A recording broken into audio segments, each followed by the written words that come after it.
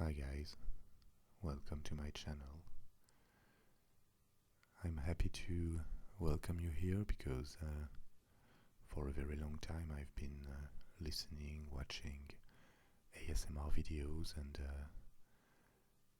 many people told me the sound of my voice, the way I spoke, could be enjoyable and relaxing, so I thought I would start my own ASMR channel.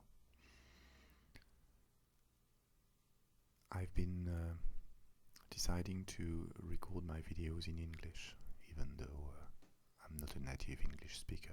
I'm French. But listening to various ASMR videos on YouTube, I have realized that I found it very pleasant to listen to people speaking with an accent. So I said to myself, maybe I was not the only one, and that others might enjoy it too. Which is why I'm going to record videos in English mainly, and Spanish too. Well, this is it. There are various topics I would like to speak about in the videos that I find interesting, such as travel, history, lifestyle, literature, cinema.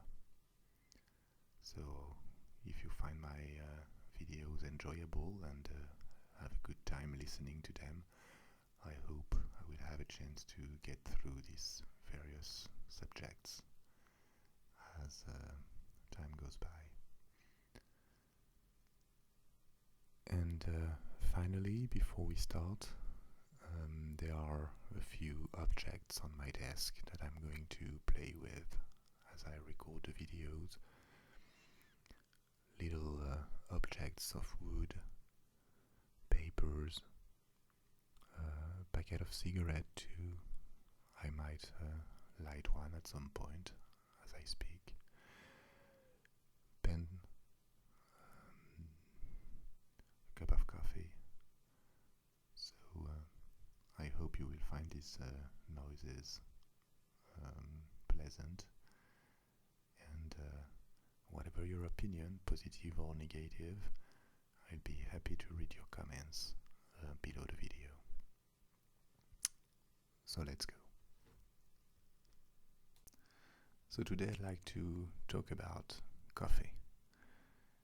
That might sound a bit weird as a subject, but actually when you think about it, I believe this is a very interesting one.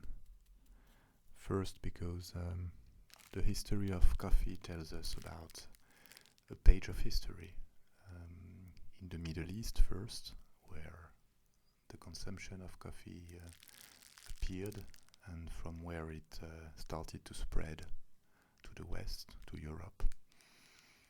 It tells us about how trade was functioning at this time, and it's also something that tells us about the colonization of the Americas. Coffee was one of the colonial products that proved particularly successful in Europe, and there are also less rosy aspects to this story, such as the development of slavery and the transportation of many black slaves from Africa to islands in the West Indies or to Brazil, which was a direct consequence of the interest in coffee that started to develop in European countries. But there is more than that. Coffee is not just a beverage, it's something very cultural.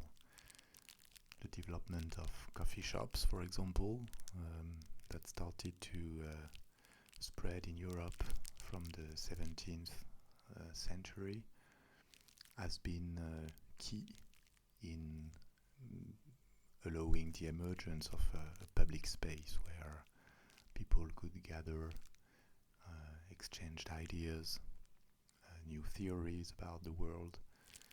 So I believe that this could explain why coffee plays such an important role in modern days sociability. This is a beverage you offer when you receive someone, and it is very significant in terms of the social relationships between people. So if we go back to the first appearance of coffee as we know it today, we have to go back in time about 5 centuries to the Middle East, in a place which is today known as Yemen, a country south of the Arabic Peninsula, where we have the first documented evidence of coffee drinking or knowledge of the coffee tree as we consume it today, which means after roasting and brewing the beans in order to transform them in a beverage. The kind of coffee that was used in those days was called mocha, and maybe you know that today this is still the name we give to coffees that come from Ethiopia, the Horn of Africa, because this is where Arab traders found coffee and introduced it to the Arab world. From Mocha, which is in Yemen today, the consumption of coffee started to spread to Egypt first and to North Africa as well. And it is estimated that in a few decades, by the 16th century, it had spread to the rest of the Middle East, including countries like Persia, present-day Iran, and Turkey as well, which would be a very important thing, because at this time the Ottoman Empire was rising to the eighth of its power. It occupied everything that is known as modern Turkey, but also the Balkans, Greece, Bulgaria, Romania, all the countries that were part of Yugoslavia, Egypt, Syria, parts of Saudi Arabia too, and the sultans of the Ottoman Empire had started to extend their influence to local powers in North Africa, what we call the Maghreb, countries like Morocco, Tunisia, Algeria. And through the administration of the Ottoman Empire, the circulation of customs and habits, this coffee consumption spread to the whole Ottoman Empire. Interestingly, it was not very well accepted at the beginning by religious authorities, in particular because it had a stimulant effect for the drinkers, and because of that it was regarded as some kind of drug. And as you know, the Islam and to a large extent Christianism too are reluctant to drug consumption in general. So at first coffee was condemned, but bit by bit, and because it was increasingly popular, it has finally been accepted because the sultans forced religious authorities to make it acceptable. It is also in the Ottoman Empire that the first coffee shops, coffee houses, started to appear and appealed to the upper class, obviously. Until recently, probably until the 19th and 20th centuries, coffee consumption was limited to the highest social classes. It has really started to become a popular beverage only with the Industrial Revolution and the reduction in its price. So from the Middle East, where it had started to be present, it started to spread to Europe, and especially starting in Italy, because in those days the city or the Republic of Venice had strong commercial ties with the Middle East. It was like the gate, the trade gate between Europe and the Turkish Empire. And from Venice, where the first coffee shop opened in the 17th century, it started to spread to the rest of Europe.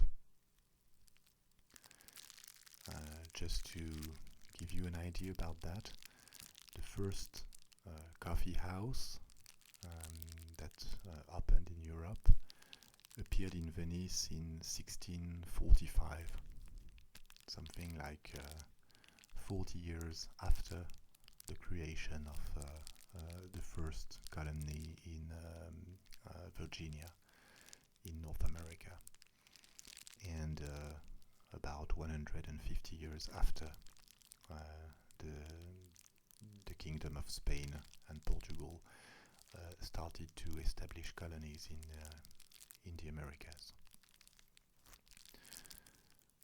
From Italy, it's spread to the rest of Europe rather quickly, starting in France, in Austria, in England. For example, the first coffee house to open in Vienna appeared in 1683, which is a very important date for the Austrians, because 1683 is the date of the Battle of Vienna between the Austrian Empire and the Turks. And the first coffee house appeared right after the Austrians won the Battle of Vienna and avoided the fall of their capital to Turkish hands. Interestingly, it is also considered as an important symbolic date, because after 1683, the Turkish Empire would constantly go back and lose territory, which started a long decadence that only came to an end with the disappearance of the Ottoman Empire after the First World War, something like 2 centuries and a half later. An anecdote maybe about that is that the croissant, the pastry, which is known as a croissant and often considered as a French specialty, actually appeared in Vienna for the first time. It was created in Vienna as a symbol of the victory against the Turks, and the the shape of the croissant, which represents like a moon, is directly inspired by the symbol of Islam that the Turks used on their flags. So actually, the croissant is an Austrian invention, if you want. But coming back to my story, other coffee shops opened in most major European countries, in England, in France, to a lesser extent, a couple of ones in Spain. And for that reason, because coffee was becoming increasingly popular, European powers started to get interested in expanding its cultivation. Just at a time when they were colonizing the Americas. And the fact is that the climate in the West Indies in particular, or parts of the South American continent, seemed appropriate to develop coffee cultivation. So the first to introduce coffee to the West Indies were the French, who started to cultivate a few coffee trees in the island called Martinique, which, by the way, still belongs to France today, where it started to be popular. This took place around 1720, so a few decades after coffee consumption started to gain momentum in Europe. This proved quite successful because in a matter of about 50 years, the number of coffee trees in Martinique had been multiplied dramatically and reached almost 20,000 when there were only a few ones at the start. Because more space was needed, the cultivation was extended to Haiti in particular, which also was a French colony in those days at the beginning of the 18th century. Other places where coffee was cultivated include Mexico and other islands in the Caribbean.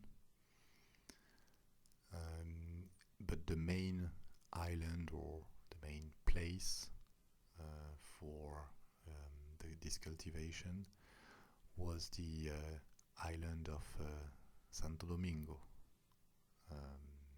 which is now called Hispaniola, and is now shared between two countries, Haiti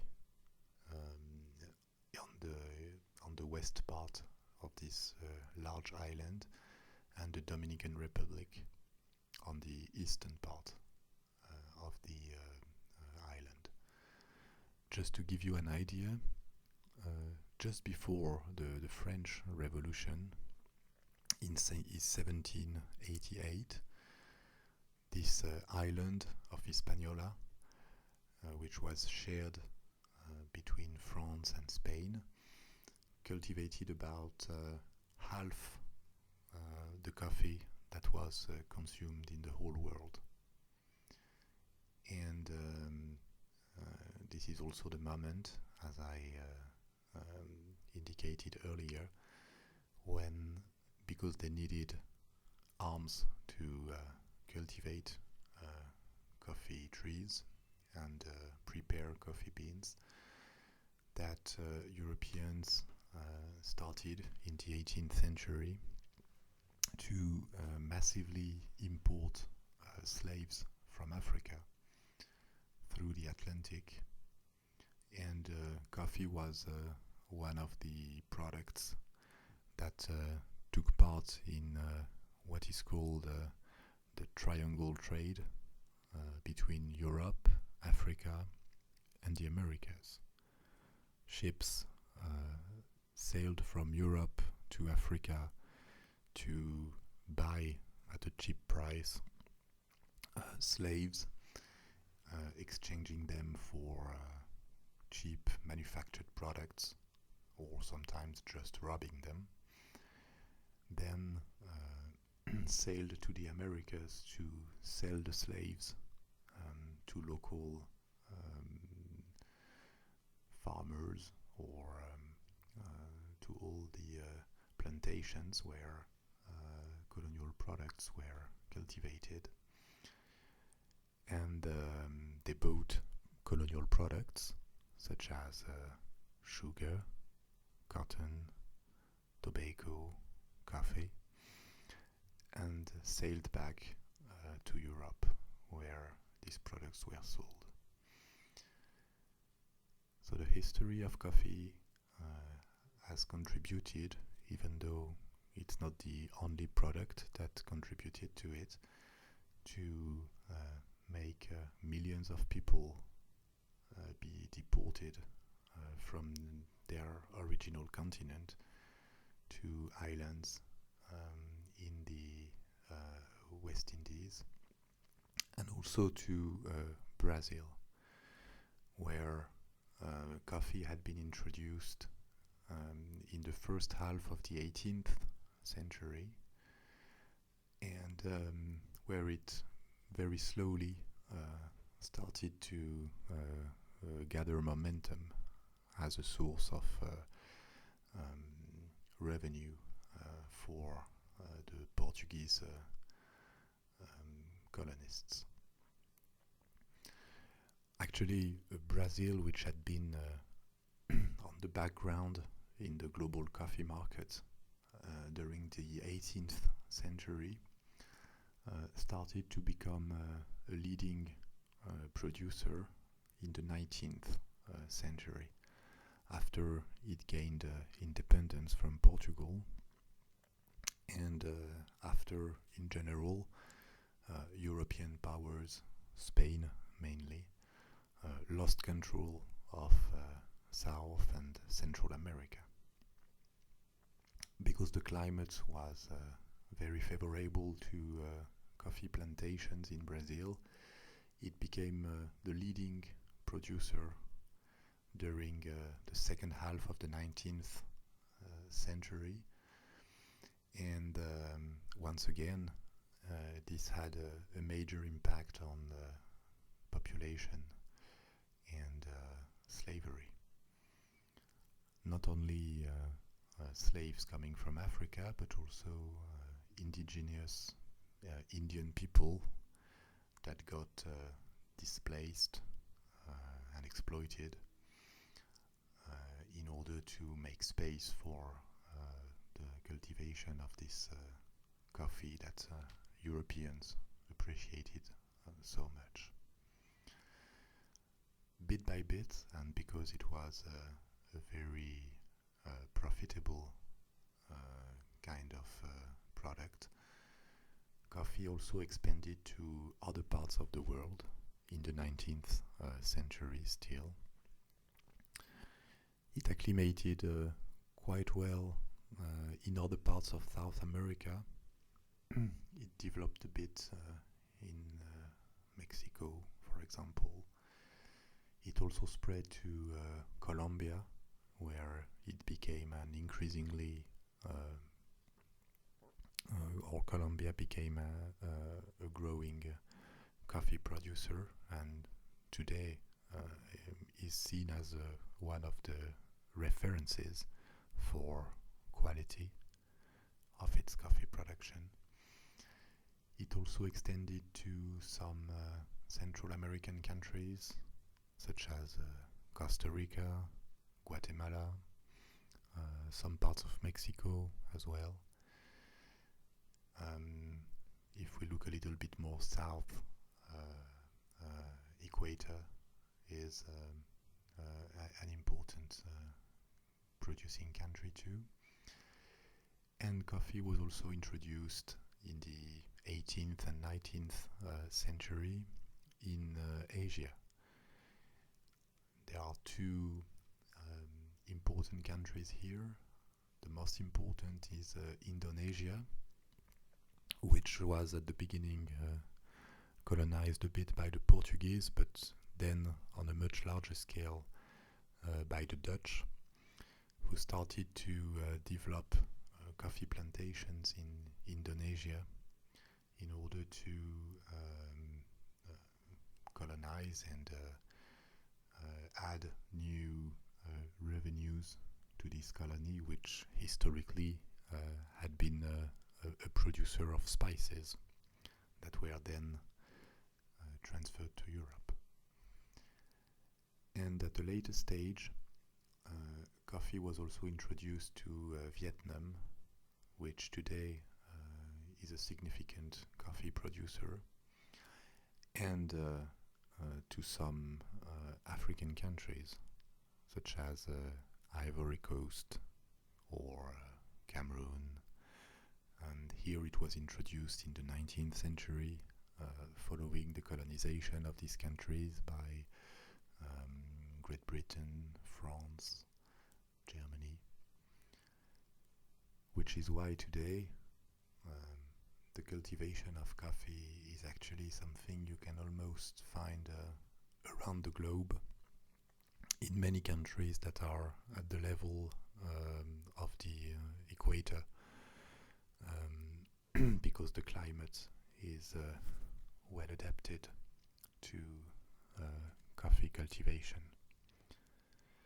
So as you see, before it became this very popular drink that we appreciate and we have easy access to, coffee was actually a very marginal production originating in Africa, and it is mankind through its colonization of the world, through trade flows, that made it spread around the world and turn it into one of the most popular commodity we can now consume. That's gonna be it for today. I hope you enjoyed this moment we spent together. And as I said at the beginning, all your comments or recommendations are very welcome. So I hope to be able to upload more videos. That will depend a lot on your feedback, for sure. And I'm just gonna tell you goodbye for now, and I hope to see you soon.